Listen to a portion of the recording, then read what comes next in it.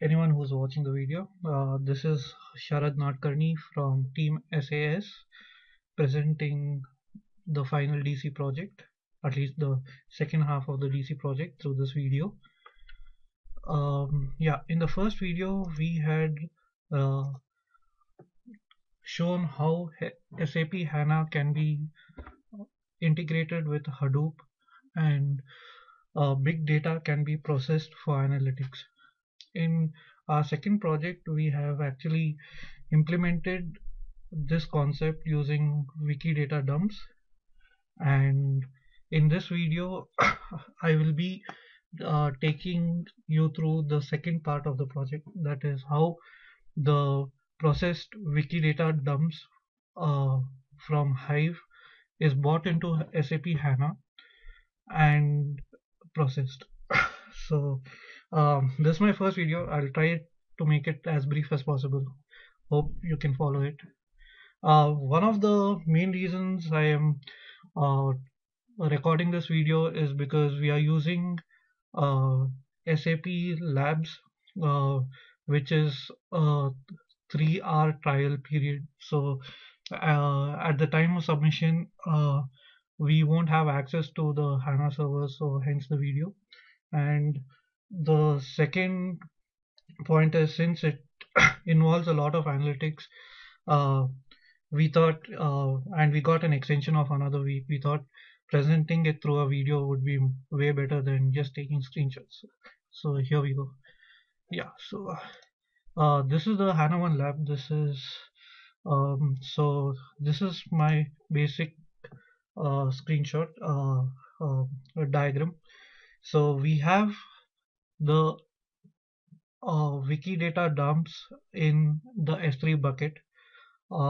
This is already processed through a MapReduce and it is stored back into S3. Now we are going to get this structured Wikidata into our HANA server, basically putting the data into a basic staging table, creating a star schema, basically a data warehouse, and then performing analytics using SAP Lumira. So these are the basic steps which I've done. So I'll walk you through all these steps in this video. So the first step, that is getting the data from the S3 bucket into HANA server. This we achieved by using that is, here it is. Yeah. So just created a directory called Wikidata, use the wget command, and we brought the data into the HANA server.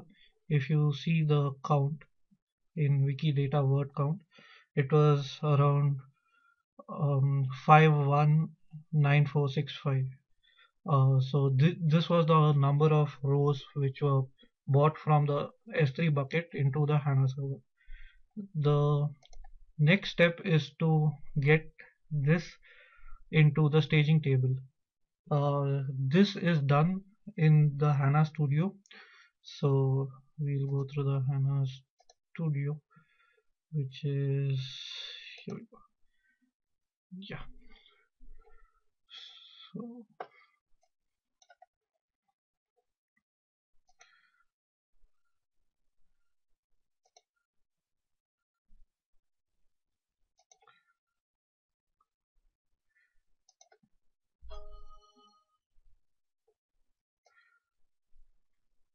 yeah, first we created a schema called Wikidata.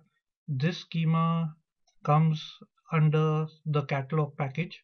So this is the schema which we created, and in that we created a staging table. This was a staging table.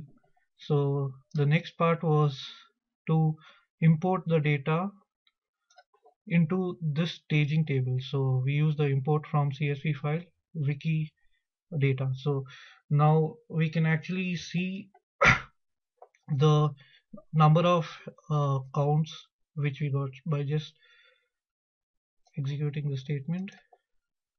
and 519465. This was the same number which was imported here. So the numbers match. So the entire S3 bucket is into the HANA Studio for our analytics. So this part is done. So we've got the data till the staging table. Now the second part would be to create a star schema, basically a central fact table and the three-dimensional tables. One of which is time. The time dimensional table is a system generated table. So since time dimension is used extensively, so SAP HANA provides for a time dimension table by default. So we'll have to just generate project and language and the fact table. So I'll just show you the SQL code in the HANA Studio. Yeah. So this is the SQL to create the fact table, and once the fact table is loaded, this was the SQL statement to load the fact table from the staging table. Now if we were to notice in the staging table data that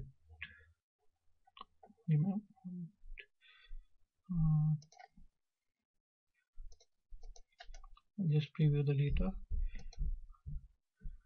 Yeah, this is the staging table output data. So there's a column called project code.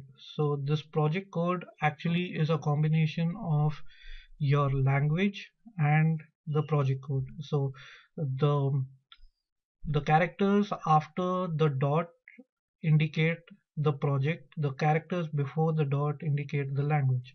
So we will have to separate these two using the dot as the delimiter. So this SQL query does that. Since I've already executed it, I can show you the fact table output.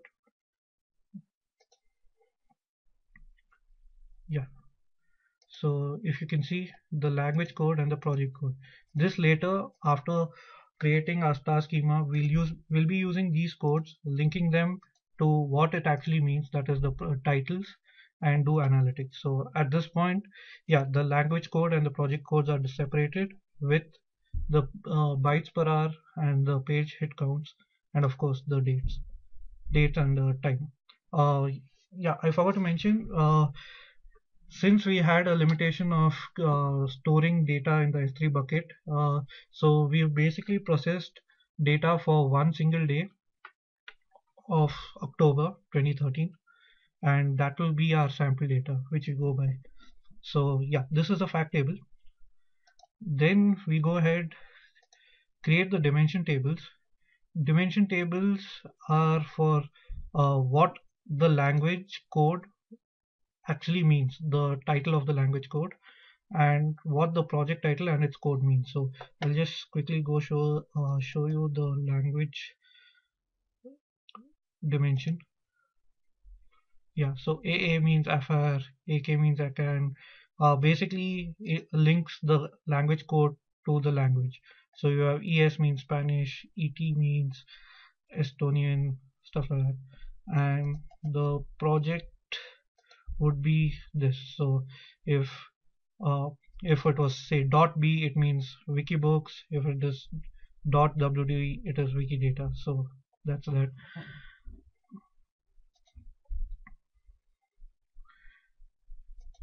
Yeah. So we are here.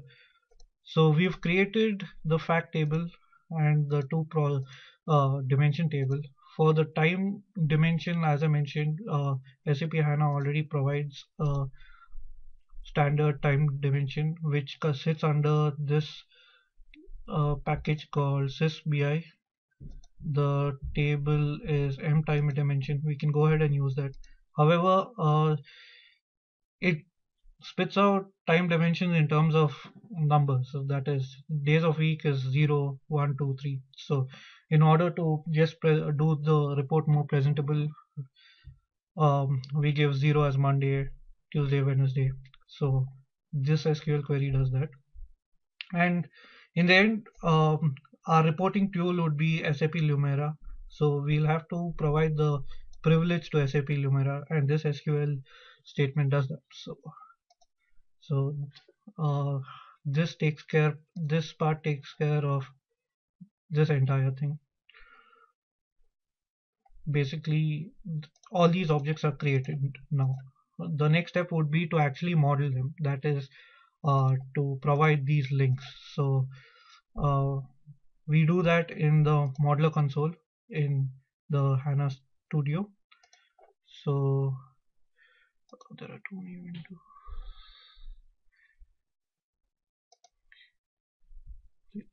Is that? Yeah.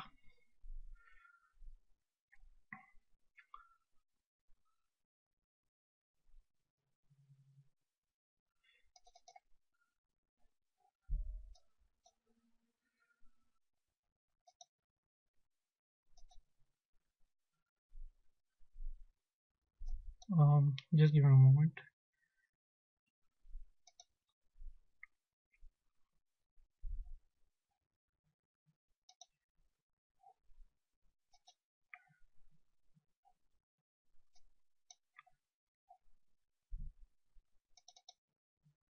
Yeah, here we go. So this is our star schema with the joins. Basically, the project code, the language code, and the date act as the foreign key to the facts in the fact table. So this was the basic modeling which we've done, and this acts as the base. And in fact, after the modeling, we can look at our data in the HANA Studio itself by clicking this data preview button. And yeah, voila, we've got. So it's just a drag and drop job now. So we drag, say, whatever the, say, R, and we want to see the page hit counts. So here we get page hit counts, and say suppose we want to see bytes per hour. We have bytes per hour.